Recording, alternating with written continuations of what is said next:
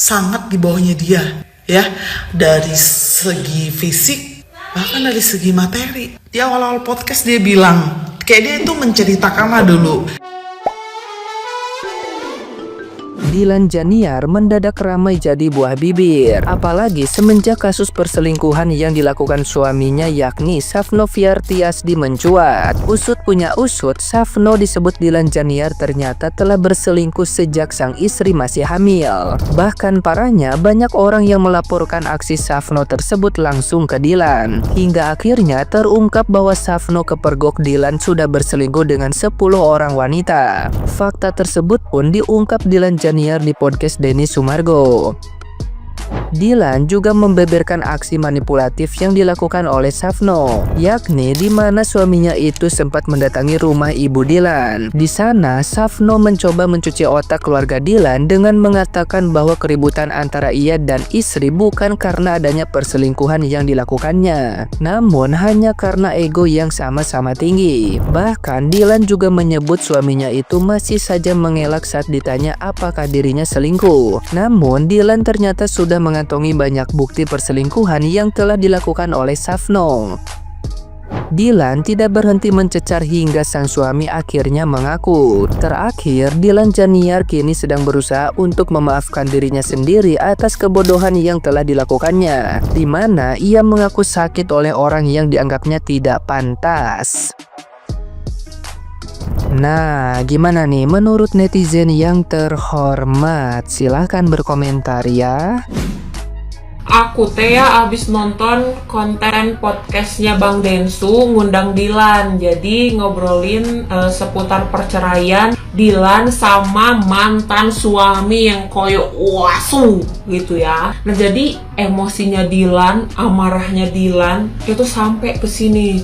Sebagai sesama perempuan tuh kayak merasakan gitu ya kan, keselnya Dylan dihianati gitu ya. Berhubung si Safno ini teh orang Palembang gitu ya, jadi biarkan aku ngoceh-ngoceh menjuli di Safno gitu ya, pakai bahasa Palembang ya. Safno, kau ini apa dia lah? Kau yang selingkuh, kau yang gugat harta gono gini 3M. Untuk apa kok 3M? Untuk beli betina lain. Dak puas idak kemarin sudah, ha? Kata agak nian kau nih makin memperjelas, makin mempertegas. Kau tuh mendak kate Dylan, kau tuh memang dak kate duit. Ca itu naik. Kau cerai be minta duit. Ca itu kalau kau ada otak dikit ya, kau tuh jangan ca itu. Memang betul itu ada bisa dituntut secara hukum, cuman kau nih ada malu lah dikit. Safno kau nih apa dia lah, kau nih lanang kesal sumpah.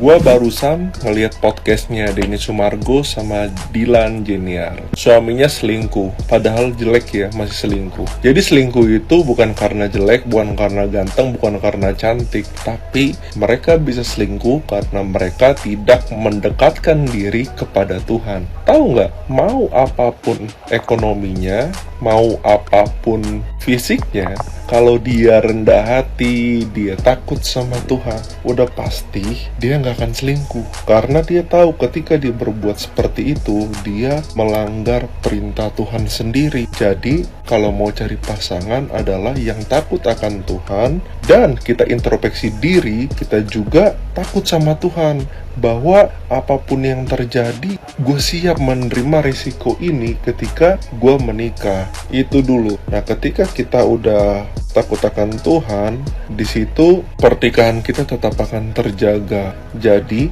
jangan sampai pilih pasangan karena masa lalunya, atau yang dulunya dia nggak pernah selingkuh, atau yang udah pernah selingkuh. Bukan itu. Masa lalu dan masa depan itu selalu Tuhan rencanakan untuk dirinya manusia itu.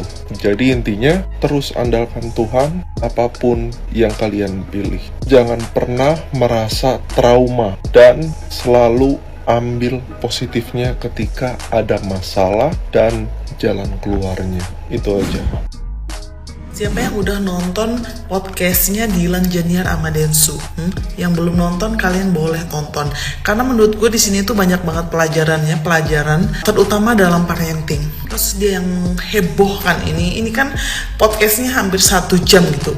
Lo tahu ada satu satu yang bikin kenapa dia bisa begini, kenapa dia bisa memilih calon suaminya yang kayak begini. Sebelumnya dulu nih, kalian udah tahu nih profilnya si Dilan, ya kan? Si Dilan ini adalah lulusan UGM, dia pinter, udah pinter, cantik, udah cantik, pandai cari duit.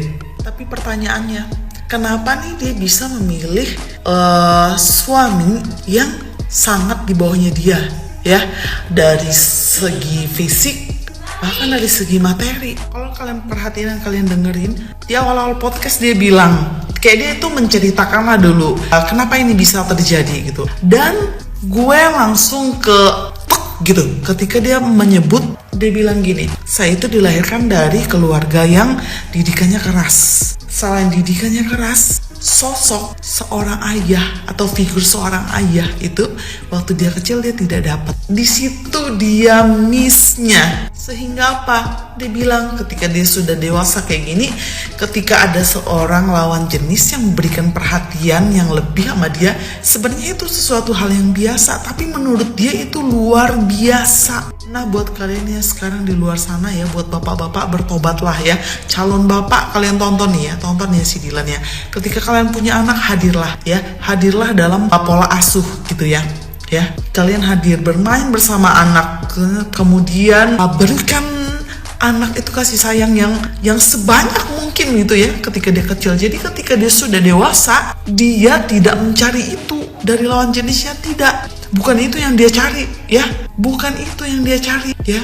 Jadi jangan sampai nanti kita didiknya anak udah bener, udah sekolah yang bener, udah pintar dan segala macam, tapi kita lupa gitu. Satu, yaitu kehadiran sosok orang tuanya ya. Karena biasanya di situ yang bisa akan jadi problemnya nanti gitu. Jangan sampai nih ketika dia sudah dewasa, kayak orang lain cuma memberikan perhatian yang sedikit sama dia ngerasa itu udah sangat luar biasa di dalam kehidupannya dia. Ya, mulai dari sekarang orang-orang tua, terutama ayah ya, kalau ada anak perempuan, dekatlah sama anak perempuan ya. Jadi biar nanti ketika dia gede, dia punya standar yang sangat tinggi ya. Buat standar yang sangat tinggi untuk mencari pasangan hidupnya.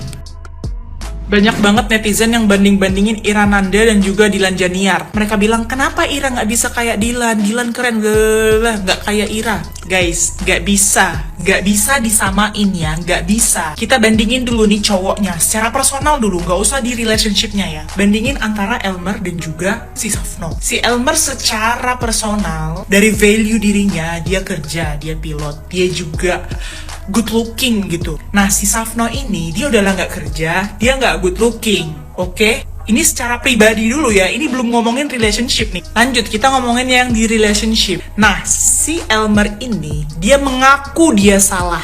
Ingat ini, mengaku dia salah. Dia sadar dia salah dan dia mau memperbaiki kesalahan dia. Oke, meskipun memang dari pihak ceweknya udah mau selesai, dia juga udah mau selesai, tapi lelakinya ada etikat baik untuk memperbaiki. Oke, nah si Dilan juga seperti itu, dia juga mau memperbaiki. Ada kan di podcastnya Densu.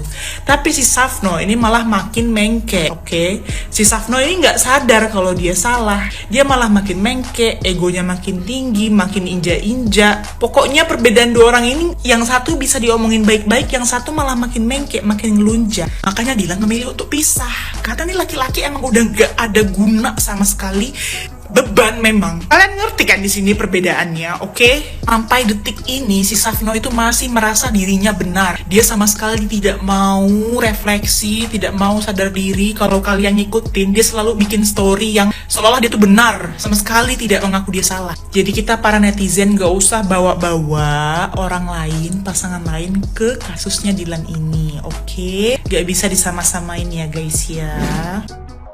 Baru kali ini gue ngeliat Dilan marah. Sebenarnya nggak marah yang mencak-mencak, tapi tegas gitu loh. Kata-katanya menusuk. Kalian lihat aja story-nya yang terbaru. Bisa-bisanya si laki Mokondo ini bilang kalau Dilan itu memanfaatkan situasi. Jadi dia bikin eksklusif itu semerta-merta untuk mendapatkan keuntungan. Dan gue kira selama ini lakinya tuh kayak yang kerja freelance, kerja remote. Ternyata kerja sama Dilan guys. Dan gajinya itu lumayan banget. 20% dari pendapatan pendapatan Dilan per bulannya. FYI aja nih, menjadi seorang influencer, bahkan mungkin followersnya masih di bawah 1 juta, rate per videonya itu bisa 2 juta lebih. Dan sekarang kalian bayangin akun dengan followers sebesar Dilan per videonya itu berapa. Itu baru 1 video.